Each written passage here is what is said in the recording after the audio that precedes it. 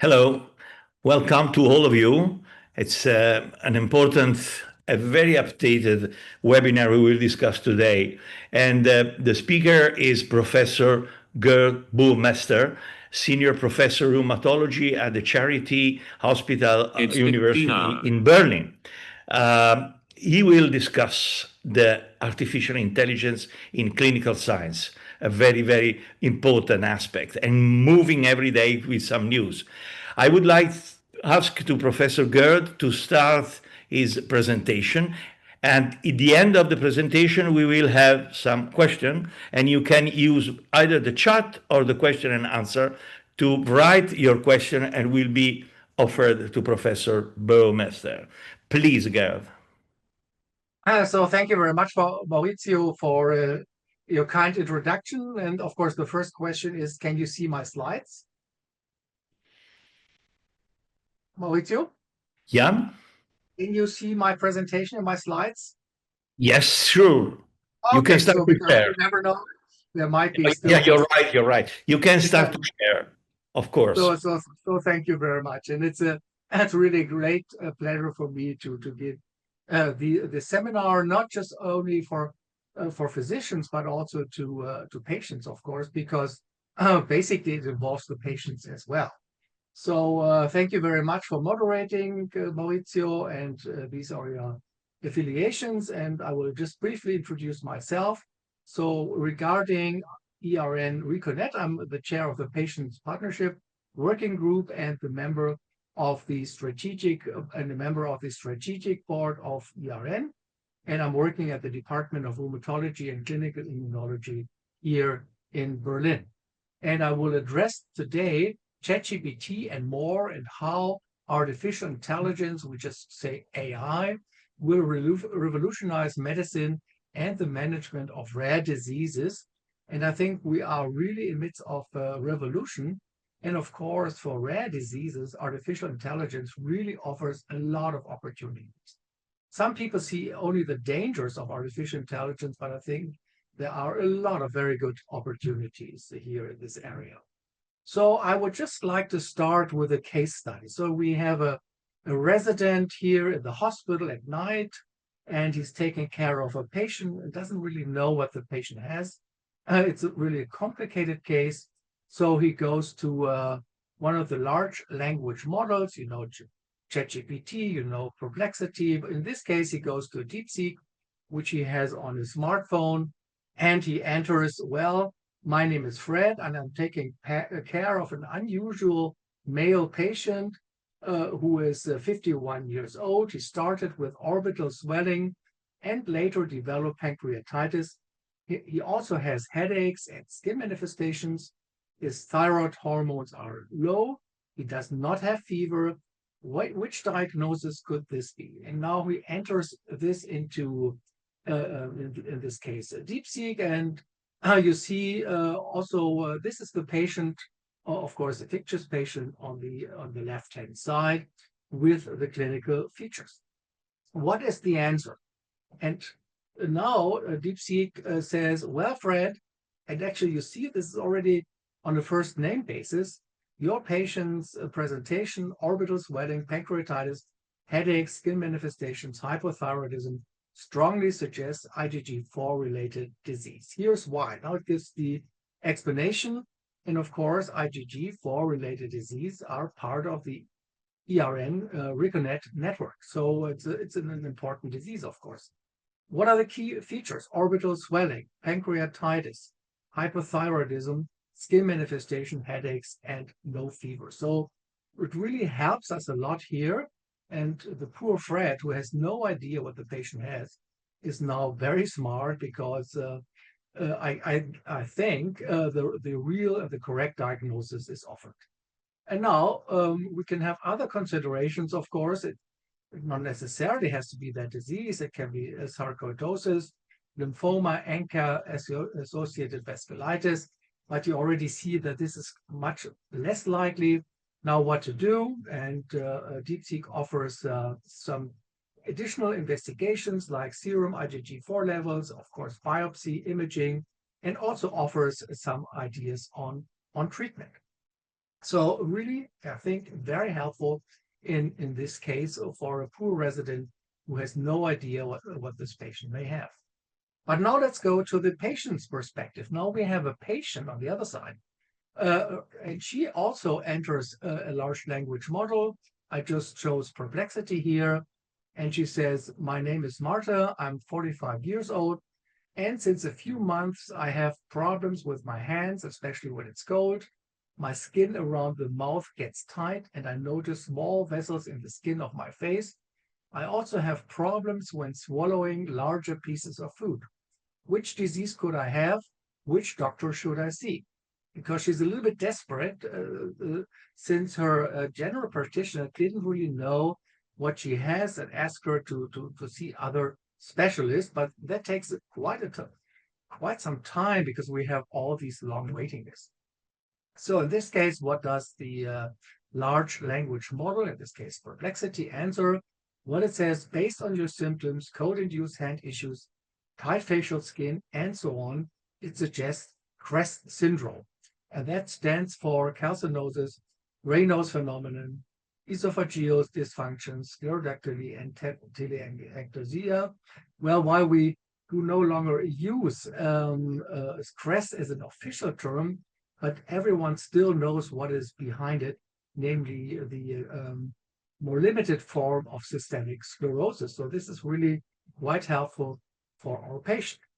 But be aware, it's not always good to ask a large language model unless you really type in the most important items, because just recently a case of bromism was reported where a patient went to ChatGPT, asked for a substitute for sodium chloride to lower his blood pressure, and was offered that there is sodium bromide as an alternative, but this is only done in chemistry, certainly not in human nourishment or diet. And the patient really had a severe case of bromism because he ordered sodium bromide from the internet and really had very, very high levels in his blood. But as you see here, I entered the data now in ChatGPT just a couple of days ago, and ChatGPT has already learned, maybe based on that case. And now ChatGPT said, no, don't take bromide salts because they're not safe to sodium chloride for general use. And it also explains it why you shouldn't take it. So this is also an important issue, that these models really learn, and they learn quite rapidly, as I will show you later on. So what are the important topics in digital medicines? Well, we can use them for applications of machine learning for diagnosis and treatment, and I just gave you an example. I will come to deep learning in image analysis, X-rays, MRI, and so on. Processing of natural language in medicine, of course, is very important. Prediction models, systems for decision support in medical problems, diagnosis. So how should I proceed with diagnosis in a difficult case? It's very helpful, as I pointed out already, for patient information and education. And finally, of course, we have quite a few ethical challenges of artificial intelligence in medical research. So just let me briefly explain what is artificial intelligence. Obviously, it would take me many, many slides to do so, but this is not the subject of our meeting today, and therefore I will just briefly explain it to you. Simply put, AI is the attempt to transfer human learning and thinking to computers, thereby giving them intelligence. Instead of being programmed for every purpose, AI can find answers and solve problems independently. And the goal of AI research has always been to understand how our brains and minds work on the one hand, and to be able to replicate this artificially on the other. And here you show that it's very important that we translate data that are unstructured, let's say images, letters, sounds, and so on, into structured data, as you see here, and then they can be automatically analyzed using AI. So let's go into the history a little bit, because we are really in a major step of a revolution using AI. In the old days, you see on the left-hand side, we just had papyrus rolls that constantly had to be rewritten because they had a limited lifespan. Then, of course, book printing was a major endeavor, then at that time, major advancement. Then we had the offset printing. We went to the computer with PDFs, and now much of the information is stored in the cloud. On the computer side, you see, we started with, now we would say, really ancient computers and ancient storage devices, which improved then to USB sticks, to cards, and also now this is stored in huge servers that actually require quite a lot of energy. And the interaction between the computer systems and the information stored within is now the true revolution that we have. And of course, the starting point is improving the communication skills of computers. So now let's have a look at this cartoon. It says, well, we are still working on his patient communication skills. And obviously, the patient will not be able to understand the computer with a digital output. So we need to put it into language. And this is part of what these large language models do. And you may think, well, ChatGPT was just introduced in 2022. It's a very new idea. But in fact, it was already generated in 1966 by a German American researcher and a computer science who developed ELIZA, which was a computer program for the study of natural language communication between man and machine. And he named it ELIZA after the My Fair Lady and George Bernard Shaw book and play with Eliza Doolittle, who improved her language from a Cockney English to a very, very good English. And maybe that was why he called this program ELIZA. Of course, this has advanced a lot, and now we call it large language models or foundation models. And these models are characterized by statistical probability distribution of letters, words, and so on in a continuous text sequence.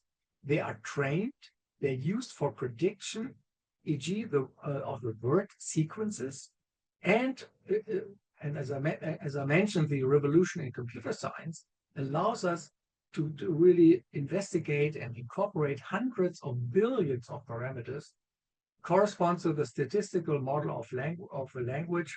But this is very important. It represents how the world is described, but not necessarily how it actually is. It may be completely different, but the information out there really gives us an erroneous thinking.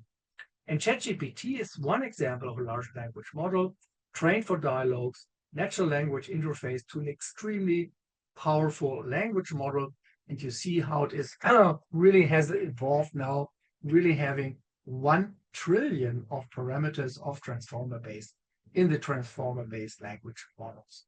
And of course, this is not least due to the alliances usually shaped in the United States, but also increasingly China and other parts of the world of very, very powerful organizations and companies like OpenAI and, of course, Microsoft, as you see.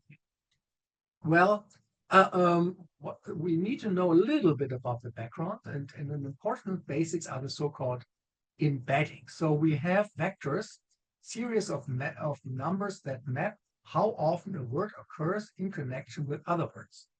And words used in a similar way are therefore close to each other in a high dimensional space. And there is one example here. It's just a sentence that says, I saw a cute gray cat playing in the garden. And we can imagine that if we have the word cat, it is very likely that this cat may be gray.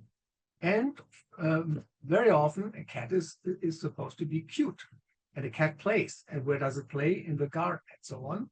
So the likelihood of these words getting together is very high. And this is when you take billions of parameters, you have a very high statistical accuracy in how this might get together. You see another example on the right-hand side. And this is what ChatGPT is. It is, you see, chat, a medium that can be used to establish online contacts and exchange information it is very important that this is, unlike former computer programs, generative. It is generating or it has the ability to produce something. It is pre-trained, as I pointed out, and now we have a powerful transformer, which is a language model that is self-supervised and trained using large amount of data, initially in the form of plain text, but now we can enter images, music, and whatever we want into that program.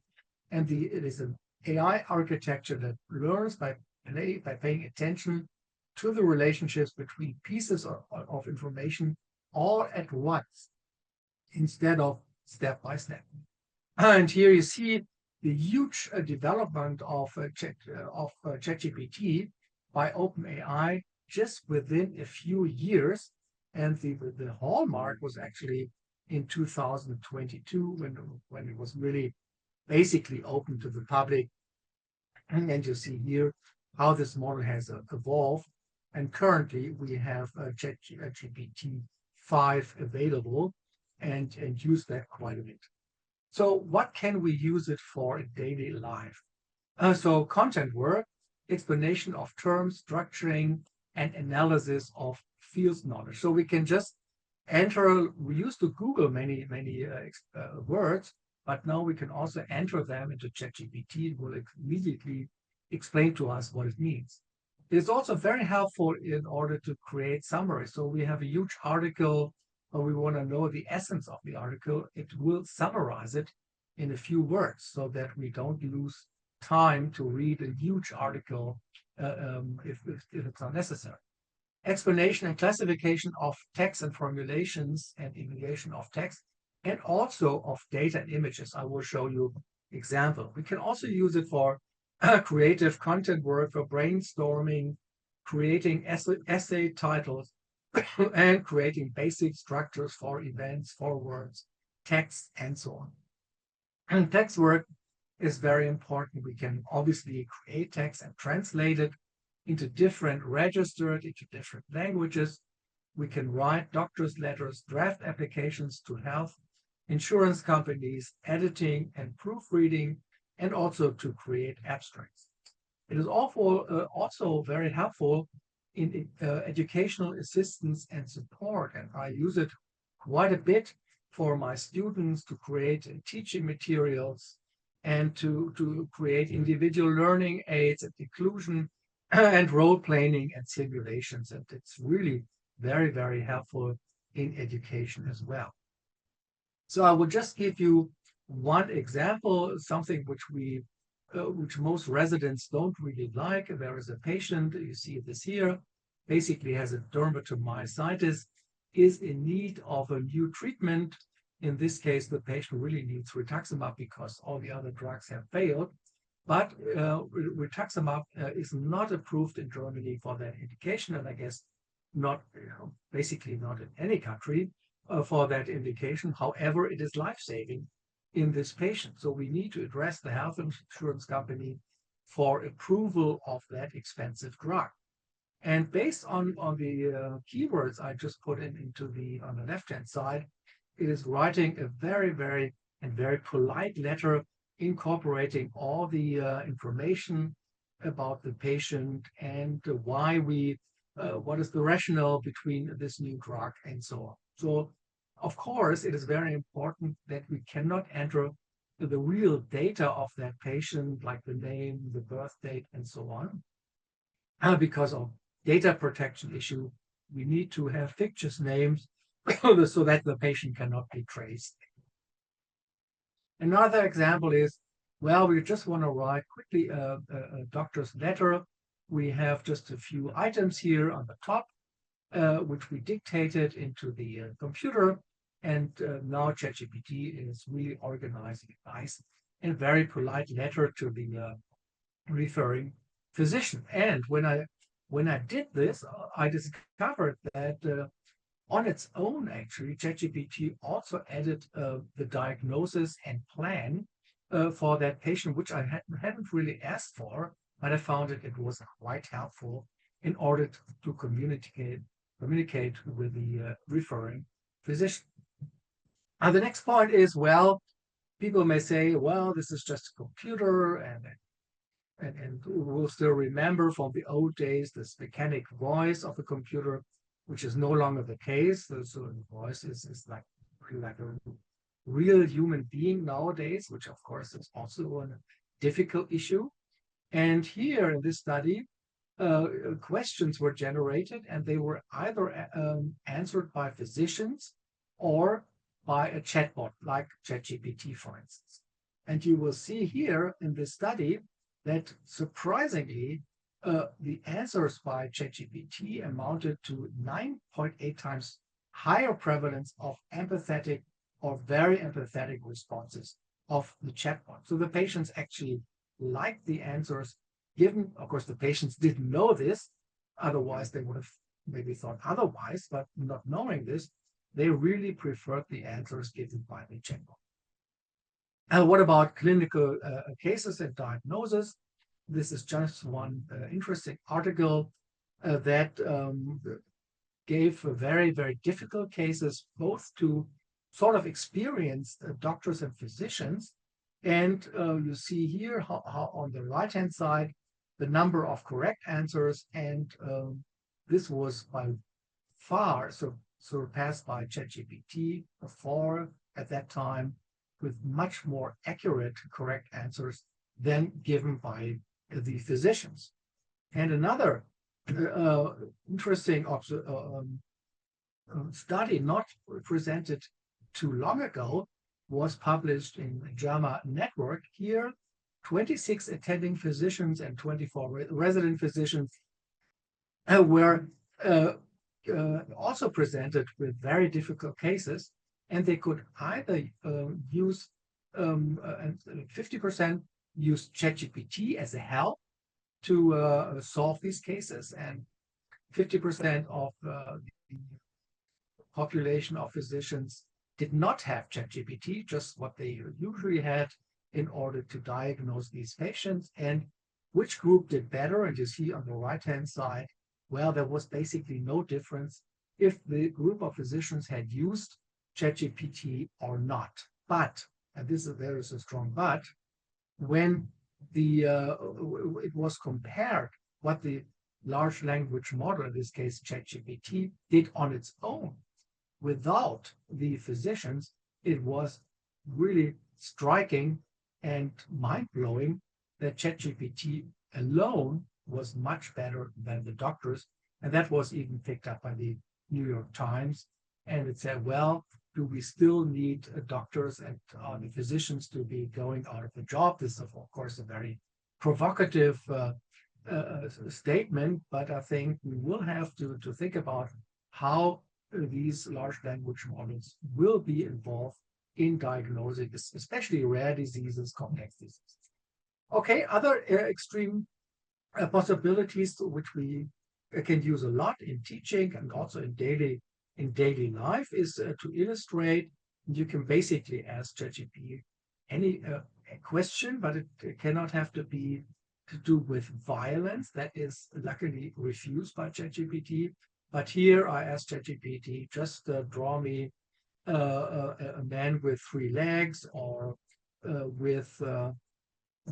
or a hand with rheumatoid arthritis, and it was quite helpful, as you can see.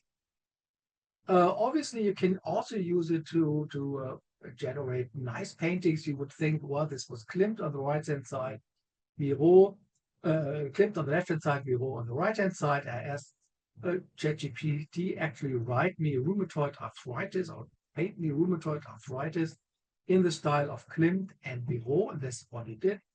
Gave me several offers, and I picked the one that I thought was most suitable. Well, this is sort of a game or a play, but this, of course, is much more realistic. Among my relatives, there was a young girl who actually had fallen on her wrist, on her left wrist, and had some pain. She had an X-ray, and we put this X-ray into ChatGPT and asked, well, what could that be? And the report you see on the right-hand side really was very accurate and diagnosed a buccal fracture that you see here in the left wrist of the distal radial metaphysis on the left-hand side here. And actually what I hadn't asked it for, it also gave very, very interesting parent information so that the parents knew what the disease was and how to treat it. But it's not perfect. I will show you what didn't work at all. If you have sort of banners or titles also, very often, despite prompting and asking it for correction, it just did it wrong when I tried to create a picture for a celebration, farewell celebration of a retiring doctor. So it doesn't always work. Well, next, just moving gears a little bit. So how can it help us in preparing a paper or a report? I use this as an example. Do biologics cause cancers and rheumatoid arthritis? And please give references. And this was done, as you see here, in 2023. And what you see here, the references were basically wrong at this year in the majority of cases. The number of the patients was wrong. It wasn't cancer, it was infection, and so on. And only 2 were correct. This was in 2023, and we call this hallucinations if there is information just made up by ChatGPT, which is not correct at all. But I asked the same question just a couple of days ago, and here this has changed tremendously within the last 2 years. You have accurate references which you can actually use, as you see here. And there is another program which I also recommend, which is called Open Evidence. I asked the same question, and you see on the right-hand side the references. You can click on it and immediately get access to it. So it's really quite helpful. And also ChatGPT writes abstracts, and it is very difficult for many people to decide, has this abstract been created by ChatGPT or by real persons, and it can unfortunately also create abstracts based on completely generated fictitious data. So this is another danger which we need to be aware. Good prompting is crucial, and all of you who are dealing with ChatGPT or similar programs know this. So you have a correct task description. You have to provide the text and define the desired response and further information. And what we usually use is the so-called chain of thought prompting, which helps a lot. And that takes quite a few skills in order to get the best results. So now we have, as I pointed out already, a number of very, very helpful tools, not least the Gemini, where you can upload a picture and ask, well, what could this picture be? In this case, a prurigo. And it also gives you advice on the disease. And I would envision patients uploading images of their skin and asking large language models, well, what is this and how can I treat it? And which doctors should I see as soon as possible? What I didn't mention, because I don't have enough time, but which will be integrated into these systems, are the so-called wearables that many of us wear, the smart watches and the sport watches and so on, which really can help us in this case, and that's a particular study, in the prediction of inflammatory bowel disease flares. So also including wearables into these systems can be extremely important. Well, as you see here, it's a huge technology now. So you see the basically exponential growth and how many FDA-approved AI-based medical technologies are available already, and this is growing by the year. And most of it is done in radiology, because imaging analysis is, of course, important, cardiovascular research and neurology, in order to analyze images and EKGs and so on. And you see on the right-hand side how the chip technology, and there's just one company, NVIDIA, that has more value now creating these chips for artificial intelligence than all the pharmaceutical companies combined. So $4.6 trillion compared to 4.2. So that tells you how powerful this technology is and how really expanding this technology is. And this is also something to consider in the future, that more money is spent basically on artificial intelligence than on creating more drugs. So an interesting find. So that's why where we come to the warnings, and interestingly, the godfather of AI said, well, I tried to warn them, but we've already lost control. And then actually, if we like artificial intelligence or not, it is there. We will have to deal with it. Interesting paper on top, just recently published, delusions by design, how everyday AIs might be fueling psychosis because people prone to these diseases may think that a large language model is actually a person and has conversations with it and is guided by this. So it can be good, it can be very bad. And I also would like to alert your attention to a very exciting and interesting book, which I read with great interest. It's called The Coming Wave, and telling you all about all the technology power that's going to come in this century, and produced and written by Mustafa Suleiman, who was the co-founder of DeepMind, which is now incorporated into Google.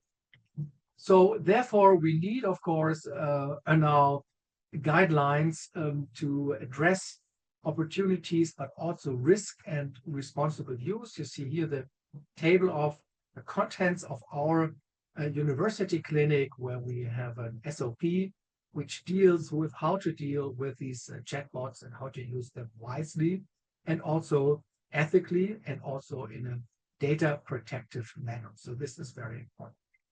So now let's finish with the take-home messages.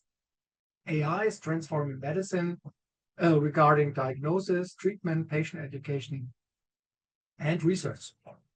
Large language models excel in text generation, summarization, empathy. That's very interesting, empathy, and multilingual support. So basically, language barriers in knowledge transfer will no longer exist in the future, which is very nice. Let's say you're living in a country where you speak a rare disease, you don't speak English or any other language, nevertheless, you will have access to the entire information world using these programs. So this is really very helpful.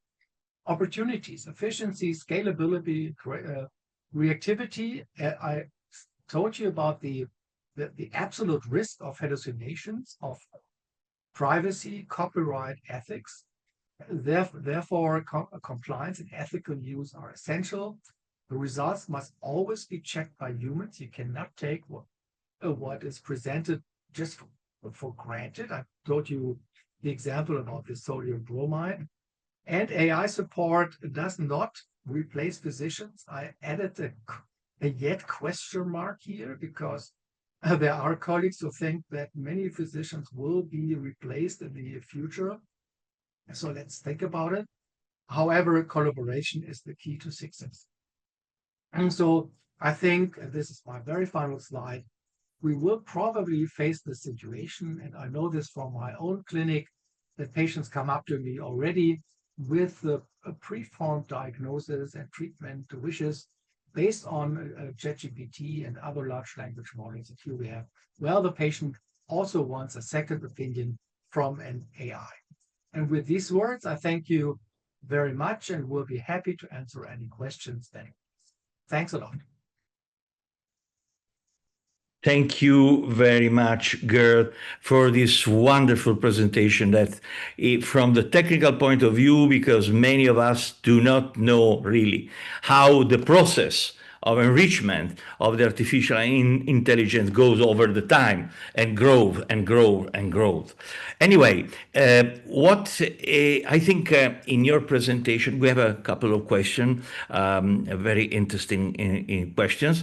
For example, one of the questions is And I think this is really important with the time, especially in some field, is what about the legal value on any official document filled using the artificial intelligence must be anticipated to the authorities, for example, that this declaration, this document has been uh, not totally produced, but maybe supported by artificial intelligence, because otherwise, in the future, we will have a very similar document on some topic if everyone use as a source the ChatGPT suggestions. So, what about the legal? Is this a problem, in your opinion, treated, considered, or not? Absolutely. So Maurizio, you're absolutely right. This is a real problem. Let me just tell you one example. I had problems with my online banking because it was asking me constantly to update my profile and generate new passwords and so on.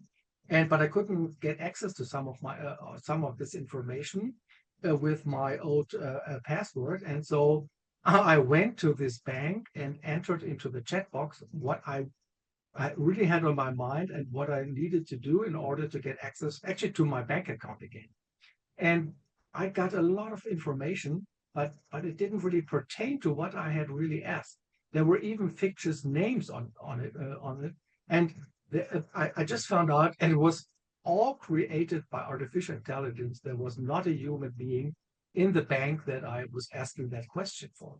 So I think this is something which I think is very, from a legal side, of course, there is a gray zone. If you would generate a document entirely by artificial intelligence, don't check it and just send it off. That certainly, I would say, is inappropriate.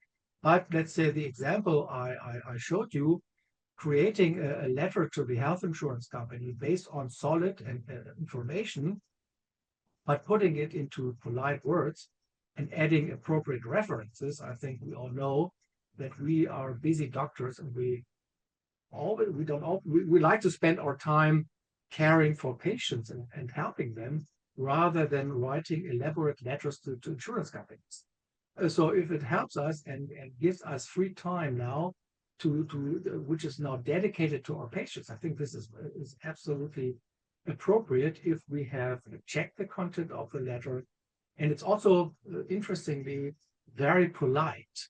So it's when another person reads it, and of course, when I presented this recently to a group of physicians in Berlin, they said, what's going to happen if your letter generated with the help of artificial intelligence is now answered by the health insurance companies, also by a chatbot, not just by a human being. So these are the true problems that will arise. I don't have the solution yet. I think it's just such a revolutionizing field that every day, as you pointed out, or at least every week, you learn some new aspects that you had never thought about. Yeah, it's true. In fact, connected to this problem, the legal issues, probably, I don't know if already there are some wall for particular kind of request. For example, you presented how a patient can describe by himself his symptoms, maybe with some mistake probably in nomenclature. Maybe he used bulimia instead of anorexia, and at the end he get a diagnosis. And then he is convinced because ChatGPT gave to him this possibility. Then go to the doctor, and the doctor get the correct nomenclature, bulimia and not anorexia, and so on, and give probably a different diagnosis. What happened at this point? The patient will continue to trust ChatGPT, or in any case, is a second line, as you may mention in the slide. So, in other words, it's very dangerous that patient can have free access to such kind of composition of symptoms and finally a diagnosis. Should be this really dangerous even for the stability, psychiatric stability of the patient when he get wrong or exaggerate, overexpressed diagnosis, please. Absolutely, absolutely. I think I mean, part of it is very good. Is very good. So we have a patient with a rare disease. sees a GP, the GP doesn't know what it is, and it sees many other doctors, and we have had these examples in many countries, and some patients have seen 14, 15 doctors. They go to ChatGPT and get the diagnosis right away after months of visiting doctors. So this is, let's say, the opportunity. The problem is, as you pointed out, the patient enters the wrong words, now likes this particular diagnosis and thinks this is for real because it is just by this huge language program, so it must be correct. And now you as a doctor have to convince the patient it's completely wrong. So it is also important to interfere as early as possible. What I do in these cases, and I have done so a number of times, actually, it doesn't take so long. Then you take the patient, you both sit in front of the computer, you punch in the few words, and then you get the solution. And that is usually quite impressive to the patient when you do it together. And I think probably we will have artificial intelligence sort of nurses in the future who will do that in the daily clinical practice. So we will create new jobs. Some people will be outside of jobs because it's all done by ChatGPT, but we will have new jobs created by using artificial intelligence, and maybe we have experienced nurses who help the patients to get access to information, how to get access to solid information, how to find out if this is right or wrong. This is just a crazy idea I have, but I think we will face this in the future, because you are raising a very important. Yeah, thank you very much. Because sometimes even with the doctor, the patient use wrong words, wrong terminology, and the doctor that is in front of him has the time and the possibility to try to learn the truth about what they want to say and describe. So it's more direct interaction for the final or initial diagnosis. This is important. Maybe I can just add what is important. It is called Chat-GPT. So you could really chat with it. So let's say you get a diagnosis from ChatGPT, and then you ask, well, why do you think that diagnosis is correct? Give me additional arguments, so that you are not left with a diagnosis, but you can communicate with the program, and that does it very well. So that, and what I also did in some cases, I added additional information. Let's say new lab data come in and the patient adds them into, then the patient will, then ChatGPT may say, well, I changed my mind because based on the information you gave me, this and that diagnosis, pretty much like some doctors do, because we also not always right in our thinking. And if we get additional information, we tell the patient, well, I'm sorry, we got this these lab data, we got these imaging results, and my initial assumption that you have this disease has proven to be wrong. But let's look into the future and do the best for you. Yes, and I think another field of interest is that usually the artificial intelligence, at least in clinical science, is nourished for all the information have been provided following original study, basic science study, clinical study, trial study, mix billions of information and hear what I can summarize for you. But do you think that in the future, reducing the human activity in searching new answer to the science, to the clinical science, may make this, can I say, world of information more and more desertified from new vistas, new information, because it's a continuous management of what has been over the decade, the century, built by the scientists, by the doctors, and so on. In other words, which is for the artificial intelligence the future in clinical science if the board of scientists, clinicians, researchers, and so on reduce the human research, so the human genius becomes more and more depending from the artificial intelligence. Absolutely. I talked to a patient who's a psychoanalyst about this yesterday, and it's called the so-called de-skilled. So we are increasingly de-skilled because you and I, we learned thousands of pages and saw hundreds of patients, and we took care of them, and we went into the library to get the best information. Then we went to the internet and we read hundreds of pages in the scientific journals, and that's how the treasure of our experience of for instance us two and many listeners here, so this was a huge effort. But let's say if you now go to ChatGPT and you get the answer immediately, people might get lazy and say, well, why should I really learn this? I should go to the library or have a look at the patient and then so on. I can do that so easily. So you are de-skilled, and like nowadays, when I was a young boy, I was a pathfinder, a Boy Scout. I went into the forest and the woods, and I had just a compass and a map. I could read it and find my way. Nowadays, it will no longer be possible. You have your smartphone, you have, for instance, Google Maps, and you will find your way. But you are no longer skilled to have a look at the map and find your way around if you are deprived of any electronic means. So, and recently in Berlin, we had a power outage due to a terrorist attack for several days for thousands of people. So what happens if that happens to a hospital and they want to retrieve information right away in order to give the patient the treatment, and all the computers are down because there's no electricity anymore. So how do you deal with this? So these are all the issues that will come in the future. We may complain about it, but it's a fact. We will have to deal with all these issues. I don't know the answer about the de-skilling. This is something which I really am afraid of.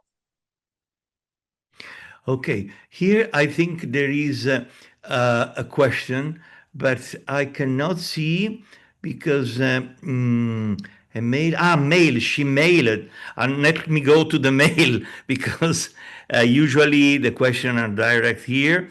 I'm going to the mail now, but who here? Probably this. Should be better if the propose should be done in question answer or chat, because I'm searching now. Let me see here.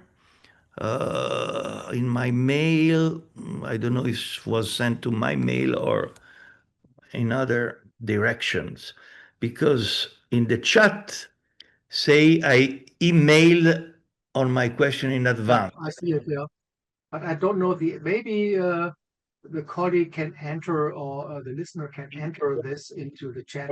That much should be better. Because that's pretty easy and fast, so we can press Yeah. it. Please. Can you send any age. or Karel Benistan? Okay, here we are. Can you read by yourself? Yeah, I see. Okay.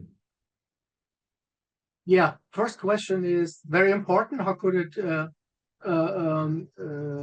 be used to improve collaboration between research-oriented patients? I think this is a great tool because the patients can ask many questions in many areas and incorporate it into their findings and their research. I think the patients will be empowered by these means. Next question is, will AI share risk, adverse events of correctly dosed and properly administered medication and interventions reliably when asked? This is a very important question because whenever I write a textbook, I'm really afraid that I give the wrong dosages, intervals, and so on, because so I spend great care in order to not mix that up. Whenever there is a dosage and so on, it needs to be checked. I think that is very, very important. You cannot just take the dosage for granted, the medication for granted, at least not at the time being. What might be helpful is you could use several chatbots, let's say like open evidence and complexity and DeepSeek and answer the same questions and see if the same answer comes out. So I think this is very important. I have not seen a wrong dosage so far, I must say, in my searches, but that doesn't mean that it might not occur. I'm aware there are many instances where adequate adverse effect data isn't collected on same for many reasons. Yeah, that's true. As I pointed out, ChatGPT just tells you how the word is described and not how it really is. If it has never been described, it will not be picked up. And finally, my autoimmune issues began after holiday multi-vaccination and potential mechanisms of action have been discussed in reputable sources. And of course, this is always a very difficult issue because billions of people have been vaccinated and frequently vaccinated, and just by chance you might get now another disease and so on. And there was a man in Germany who had been vaccinated against COVID 270 times. Can you imagine? 270 times. It is very healthy and so on, and has a good titer against COVID. So this is always a very difficult issue. Is this just a matter of chance, because autoimmunity will arise just by statistical chance, or is this really caused by the vaccination? Not easy to decide in certain instances. Yeah, and this following the dosage from ChatGPT may also again include legal issues if something goes badly. Absolutely. Yeah. Absolutely. You as the physician are responsible, and you cannot blame ChatGPT for the wrong. Exactly. You cannot say ChatGPT it told me. It told me. That will not work in court. Yeah. So it's a legal risk to follow, or dosage at least for treatment. Okay, so I don't see more email, chat, and question and answer. So I would like really thanks, Professor Bummester. Gerd, thank you very much, because this is a difficult field, and we will see soon again. Thank you very much, Gerd. Thank you. And arrivederci. Arrivederci. Thank you. Bye bye. Alla prossima fois. Ouais.